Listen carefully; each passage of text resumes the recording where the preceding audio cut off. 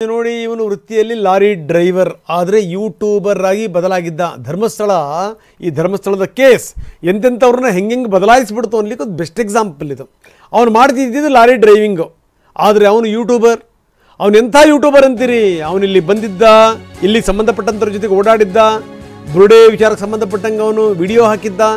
ಯಾವತ್ತು ಕೋರ್ಟಿಗೆ ಸಬ್ಮಿಟ್ ಮಾಡಿದ್ರಲ್ಲ ಬುರುಡೆನ, ಅದೇ ದಿವಸ ಈ ಕೇರಳದ ಯೂಟ್ಯೂಬರ್ ಕಮ್ ಲಾರಿ ಡ್ರೈವರ್ ಮನಾಫ್ ಈತನ ಹೆಸರು, ಬುರುಡೆ ತಂದಿದ್ದಂಥ ವಿಡಿಯೋನ ಈತ ಅಪ್ಲೋಡ್ ಮಾಡಿದ್ದ, ತನ್ನ ಯೂಟ್ಯೂಬ್ ಚಾನಲಲ್ಲಿ ಹಾಕೊಂಡಿದ್ದ. ಈಗ ಇವನಿಗೂ ಕೂಡ ಪೊಲೀಸರು ಬೆಂಡೆತ್ತಾ ಇದ್ದಾರೆ. SIT ಈತನನ್ನು ವಿಚಾರಣೆ ಕರೆದಿದೆ. ಬಾರಪ್ಪ, ಎಲ್ಲಿಂದ ಬಂತು? ಕೋರ್ಟಿಗೆ ಸಬ್ಮಿಟ್ ಮಾಡೋ ದಿವಸ ಯಾರಿಗೂ ಗೊತ್ತಿಲ್ಲದಿರುವಂಥ ಸಂಗತಿ ನಿನಗೆ ಗೊತ್ತಿದೆ ಅಂತಂದರೆ ಅದು ಹೆಂಗಾಯ್ತದು? ಎಲ್ಲಿಂದ ತಂದರು, ಏನು ಎತ್ತ, ಅದೆಲ್ಲದೂ ಕೂಡ ನಿನಗೆ ಗೊತ್ತಿದೆಯಲ್ಲ. ಕಾಡಿಂದ ತೆಗೆದು ಅದನ್ನು ನೋಡಿ, ಮುನಾಫ್ ಅಪ್ಲೋಡ್ ಮಾಡಿದಂಥ ವಿಡಿಯೋ ತೋರಿಸ್ತಾ ಇದ್ದೀವಿ ನಾವು. ಅದನ್ನು ತೆಗೆದು ಚೀಲಕ್ಕೆ ಹಾಕೋವಂಥದ್ದು.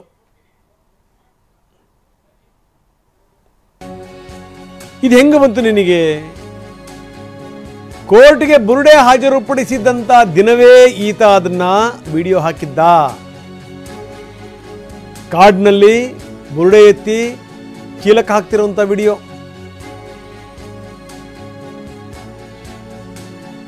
ಬಂಗ್ಲಾಗುಡ್ಡದಿಂದ ಬುರುಡೆ ತಂದಿದ್ದು ಅಂತ ಜಯಂತ್ ಹೇಳಿದ್ದಕ್ಕೂ, ಅದೇ ಬುರುಡೆ ವಿಡಿಯೋ ಮಾಡಿ ಅಪ್ಲೋಡ್ ಮಾಡಿದ್ದಕ್ಕೂ ಎಲ್ಲಿಂದ ಸಿಕ್ತು, ಏನು ಎತ್ತ?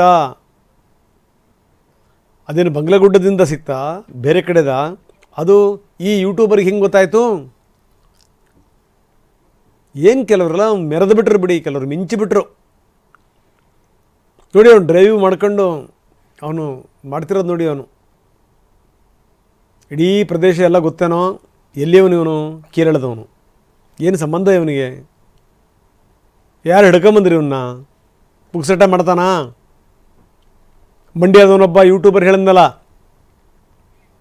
ದುಡ್ಡು ಕೊಟ್ಟಿದ್ರು, ಕಾಸು ಕೊಟ್ಟಿದ್ರು, ಅದಕ್ಕೋಸ್ಕರ ನಾನು ವಿಡಿಯೋ ಮಾಡಿದೆ. ಮತ್ತೊಬ್ಬ ಹೇಳ್ದ, ನನಗೂ ಕೊಡ್ತೀನಿ ಅಂತ ಹೇಳಿದರು, ಆದರೆ ನಾನು ಮಾಡಲಿಲ್ಲ.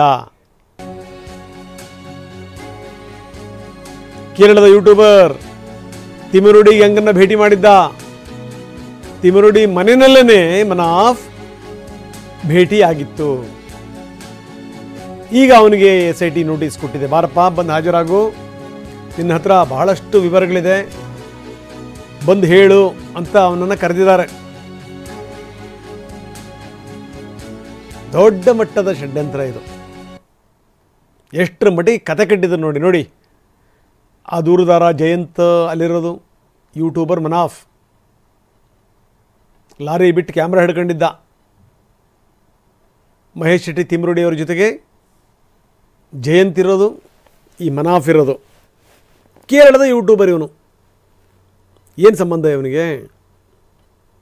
ಧರ್ಮಸ್ಥಳಕ್ಕೂ ಇವನಿಗೂ ಏನು ನಂಟು? ಸೊ ಈಗ ಈತನನ್ನು ಅಧಿಕಾರಿಗಳು ಕರೆದಿದ್ದಾರೆ. ಬಾರಪ್ಪ, ನಿನ್ನ ಹತ್ರ ಬಹಳಷ್ಟು ಮಾಹಿತಿಗಳಿದೆ, ಹಂಚ್ಕೋ ಬಾ ನೀನು, ತುಂಬ ಸಂಗತಿಗಳಿದೆ ನಿನ್ನ ಹತ್ರ, ಬಾರಯ್ಯ ಅಂತ ಕರೆದಿದ್ದಾರೆ. ಅದಕ್ಕೆ ನಾನು ಬೆಳಗ್ಗೆ ಹೇಳ್ತಾ ಇದ್ದೆ, ನಾನು ಇದು ಕೇವಲ ಈ ಮನಾಫು ಗಿನಾಫು ಅವ್ರದ್ದು ಮಾತ್ರ ಅಲ್ಲ, ಇದು ತುಂಬ ಜನ ಇದರ ವ್ಯಾಪ್ತಿಗೆ ಬರ್ತಾರೆ. ಯಾರ್ಯಾರು ದೊಡ್ಡ ದೊಡ್ಡ ರೀತಿಯಲ್ಲಿ ಈ ದುಡ್ಡು ಕಾಸು ತಗೊಂಡು ಯಾರ್ಯಾರು ವಿಡಿಯೋ ಮಾಡಿದ್ರಲ್ಲ, ಅವರೆಲ್ಲರೂ ಕೂಡ ಸಾಲಾಗಿ ಬಂದು ನಿಲ್ಲಬೇಕು. ಎಲ್ರಿಗೂ ಕಾದಿದೆ ಗ್ರಹಚಾರ ಅಂತ ಅರ್ಥ. ಆತನಿಗೆ ನೋಟಿಸ್ ಕೊಡಲಾಗಿದೆ. ಆ ಪ್ರತಿಯನ್ನು ನಾವು ನಿಮಗೆ ತೋರಿಸ್ತಾ ಇದ್ದೀವಿ. ಕೇರಳದ ಕೋಯಿಕೋಡ್ ವಿಳಾಸ ಹಾಕಿ ನೋಟಿಸ್ ಕಳಿಸಿದ್ದಾರೆ.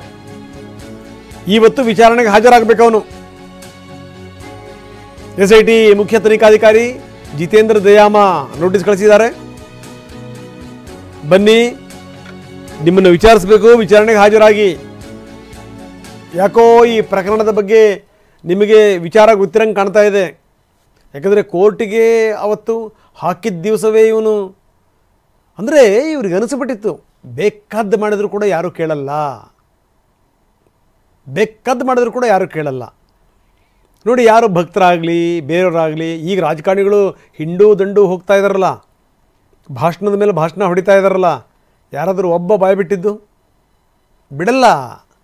ಏನಾರ ಬಾಯಿ ಬಿಟ್ಟು ಏನಾರ ಸಿಕ್ಕು ಮೈ ಮೇಲೆ ಬಂದುಬಿಟ್ರೆ ಯಾವ ನೀ ಬೇಕರಗಳೇ, ಸುಮ್ಮನಿದ್ದು ಬಿಡುತ್ತಪ್ಪ ಸ್ವಲ್ಪ ದಿವಸ. ಮೌನ ಬುದ್ಧಿವಂತರ ಲಕ್ಷಣ, ಮೌನವಾಗಿದ್ದು ಬಿಡೋದು.